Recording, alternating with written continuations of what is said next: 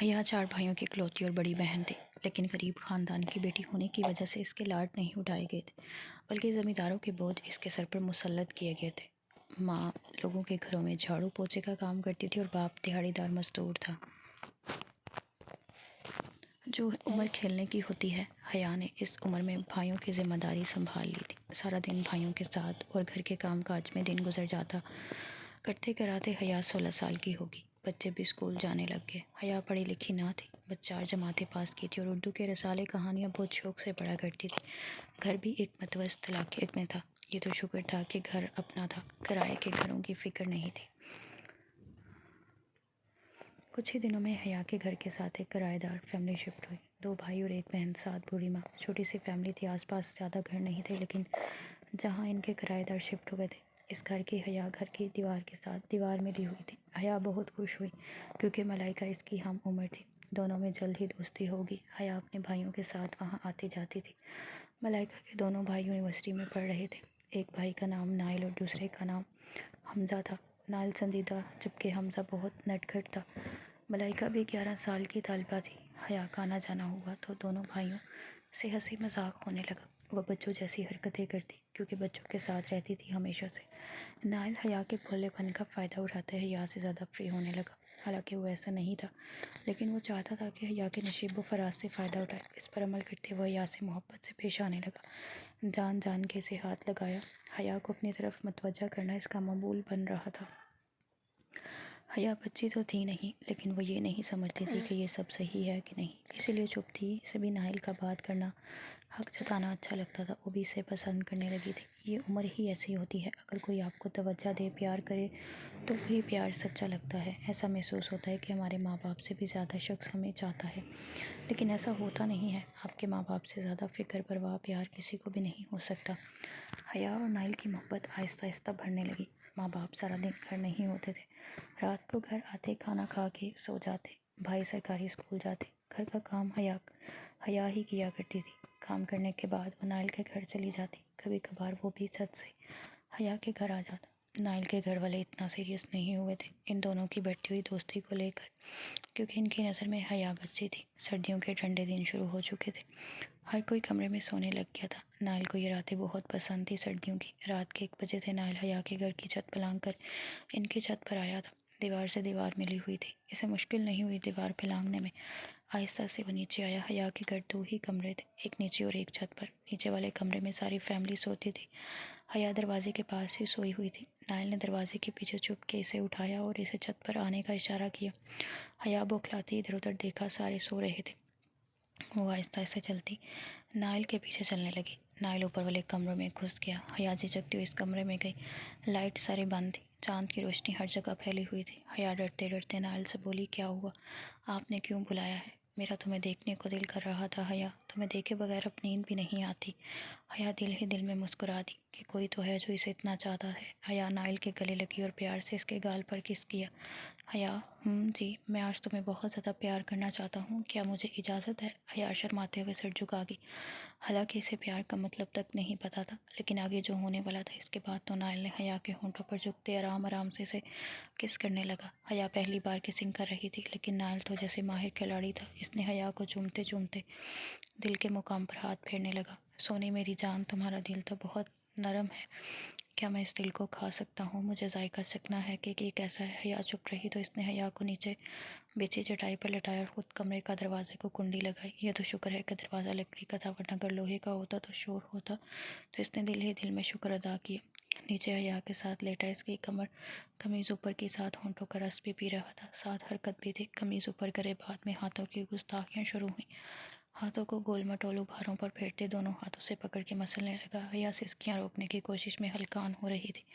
نہیں کرو نائل، مجھے درد ہو رہا ہے۔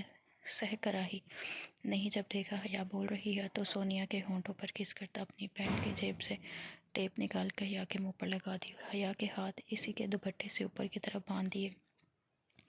یہ کیا؟ وہ اشاروں سے پوچھنے لگی۔ کچھ نہیں میری جان، پریشان نہیں ہو، آج میں تو تمہیں اتنا پیار کرنے کا ارادہ رکھتا ہوں کہ تم کہتی رہو گی نائل بس، لیکن میں بس نہیں کروں گا۔ حیا ہکا بکا اسے دیکھ رہی تھی۔ نائل نے سب سے پہلے حیا کو ہر کپڑے سے آزاد کیا اور موبائل نکال کے حیا کے بنا کسی کپڑوں کے فلیش لائٹس چلا کے ویڈیو بنائی۔ حیا نے بولنے کی کوشش کی لیکن بول نہ سکی۔ ویڈیو اور کچھ تصاویر بنا کے نائل نے موبائل جیب میں رکھا۔ سوری حیا کے ابھار کو منہ میں لے کر شدت سے چوسنے لگا۔ ہاتھ نیچے سے رکھتے رہے، ہلکے ہلکے بال ہاتھوں میں محسوس ہوئے۔ محبت سے اس نے حیا کے جسم کے ہر نقش کو چوما۔ حیا سسکتی رہی، حیا کی ٹانگوں کے درمیان میں ہاتھ پھیرنے کی جگہ بنانے کی کوشش کرنے لگا۔ اپنی پینٹ اتاری، حیا اس کا دیکھ سکتی تھی۔ نائل نے ٹانگیں کھولی اور مضبوطی سے ایک ہی جھٹکے میں اندر کرنے کی کوشش کی لیکن جگہ بہت تنگ تھی۔ یہ ایسی گلی تھی جہاں سے کوئی بھی نہ گزرا تھا۔ حیا کی چیخ نکلنے لگی تھی لیکن نائل نے ہاتھ منہ پر رکھ دیا۔ حیا ٹانگیں اکٹھے کرنے لگی اور رونے لگی۔ اس نے نائل سے بنا کچھ کہے اسے چھوڑ دیا۔ اسے تسلی ہو گئی تھی کہ حیا اسے منع نہیں کرے گی، اس لیے یہ کام کسی اور وقت کے لیے چھوڑ دیا۔ حیا اپنی نادانی سے اپنی عزت کھونے والی تھی۔ نائل نے اس کے منہ سے ٹیپ ہٹائی اور اس کے ہونٹوں پر جھک گیا۔ محبت پیار سے اس کے ہونٹوں کا جام پینے لگا۔ ہاتھ ابھی بھی بندھے تھے، کپڑے ابھی بھی اترے ہوئے تھے۔ ہاتھ اوپر کی طرف بندھے ہونے کی وجہ سے اس سالہ کا انگ انگ نظر آ رہا تھا۔ سینے پر 2 جگہ شدت سے لو بائٹ بنانے کے پیچھے وہ ہٹا۔ حیا کے ہاتھ کھلے، اتنا سب کچھ ہونے کے بعد بھی حیا کی آنکھوں پر محبت کی پٹی بندھی تھی۔ وہ یہ سب ابھی محبت سے سہ رہی تھی، حالانکہ درد سے وہ بے حال ہو رہی تھی۔ نائل کو بھی ایک لڑکی ملی تھی جس سے وہ جب چاہے پیار کر کے اپنی آگ بجھا سکتا تھا۔ تھوڑی دیر اور پیار کرنے کے بعد حیا نیچے چلی گئی اور نائل اپنے گھر کی چھت اور حیا نائل کی نزدیکیاں بڑھنے لگی۔ نائل کو 1 ہفتے کے لیے دوسرے شہر اچانک جانا پڑا۔ جاتے ہوئے وہ حیا سے وعدہ لے کر گیا تھا کہ اگلی دفعہ جب آئے گا تو کرے گا 1 نائٹ اسٹینڈ نائل کے ساتھ کی۔ حیا کا دل اس اداس تھا۔ اس نے بجھے دل کے ساتھ وعدہ کیا اور اسے جلدی سے آنے کو کہا۔ نائل کو آگے بھی ایک دن مل گیا تھا کہ حمزہ حیا کے آگے پیچھے منڈلانے لگا تھا۔ حیا بھی اس کے ساتھ مذاق کرنے لگی۔ وہ نہیں جانتی تھی کہ حمزہ بھی اسے چاہتا ہے۔ ایک دن حیا اس کے گھر گئی تو وہاں کوئی بھی نہیں تھا۔ وہ واپس جانے لگی تو حمزہ نے اسے اندر کھینچ لیا۔ دن کا وقت تھا، محلے میں کوئی بھی نہیں تھا اور حیا کو اندر لے گیا۔ حیا اپنا آپ چھڑواتی رہی لیکن اس نے نہیں چھوڑا۔ حیا کو چارپائی پر لٹایا اور اس کا دوپٹہ کھینچ لیا، ہونٹوں پر جھکا۔ حیا نہیں کرتی رہ گئی لیکن حمزہ جیسے باڈی بلڈر کے آگے وہ کچھ بھی نہیں کر سکتی تھی۔ حمزہ نے سختی سے کہا کہ تم چپ چاپ لیٹو ورنہ وہ حال کروں گا کہ گھر جانے کے لائق بھی نہیں رہو گی۔ حمزہ نے ہونٹوں کو چوسنا شروع کیا اور حیا جو ڈری ہوئی تھی اسے دیکھا۔ سچ میں یار تم بہت کمال ہو، میں کب سے اس موقع کی تلاش میں تھی۔ حیا کہنے لگی پلیز مجھے جانے دو۔ حمزہ ہنسا اور کہا ایک شرط پر، جو میں کرنا چاہتا ہوں وہ کرنے دو، تمہیں درد بھی نہیں دوں گا۔ حیا رونے لگی لیکن حمزہ کو ترس نہ آیا۔ بنا کسی کپڑے کے بیڈ پر لٹایا اور کوئی بھی ایسی جگہ نہیں چھوڑی جسے اس نے چوما نہ ہو اور وہاں نشان نہ چھوڑا ہو۔ حیا بھی سے درد سے بے حال ہو رہی تھی۔ حمزہ نے دونوں ٹانگوں کو اپنے کندھے پر رکھا اور وہ کام شروع کیا جو کرنے کی چاہ رکھتا تھا۔ ساتھ ساتھ حیا کے جسم پر ہر کاٹنا شروع کر دیا۔ منہ پر ہاتھ رکھا ہوا تھا جس سے اس کی چیخیں دب رہی تھیں۔ حمزہ تو جیسے جنون سوار تھا، اس نے پہلی دفعہ کا بھی لحاظ نہیں کیا اور اس طرح اسے درد سے بے حال کیا تھا۔ وہ بے ہوش ہونے ہی کے قریب تھی۔ تقریباً آدھے گھنٹے بعد حمزہ حیا سے الگ ہوا۔ پوری بیڈ شیٹ سرخ ہو چکی تھی۔ حیا کو چوم کے اسے کپڑے پہنائے اور اسے معافی مانگنے لگا کہ اس نے حیا کا بھی خیال نہ کیا۔ حیا بس یہ سوچ رہی تھی کہ اس کے ساتھ ایسا کیوں ہوا جو بس کھیلنا ہنسنا جانتی تھی، جس کی ماں نے اسے بیڈ ٹچ کے بارے میں نہیں بتایا تھا۔ حمزہ پیار سے معافی مانگ رہا تھا، حیا خود کو اٹھانے کی کوشش میں ہلکان ہو رہی تھی۔ حمزہ پانی لائے اور اس کی موم کی گڑیا کو پانی پلایا جو اس کی شدتیں نہیں سہ پائی تھی۔ حیا پانی پی کے تھوڑا سا اٹھنے لگی لیکن کافی دیر ٹانگیں کندھے پر ہونے کی وجہ سے درد کر رہی تھی۔ حمزہ نے آگے بڑھ کے حیا کی ٹانگوں کو دبانا شروع کیا۔ کچھ دیر بعد حیا کو سکون ملا اور وہ اپنے گھر چلی گئی۔ پیچھے سے حمزہ پشیمان تھا لیکن وہ خوش تھا کہ حیا کے ساتھ وہ یہ سب کر چکا ہے۔ حمزہ نے بیڈ شیٹ اتار کے دھوئی۔ شام کو اس کی بہن اور ماں بھی آ گئے، تب تک حمزہ سارے ثبوت مٹا چکا تھا۔ حیا کی ٹانگوں میں بہت درد تھا۔ وہ گھر آ کے نہائی، تھوڑی دیر بعد سوئی۔ بھاری آئے تو اسے کھانا دیا۔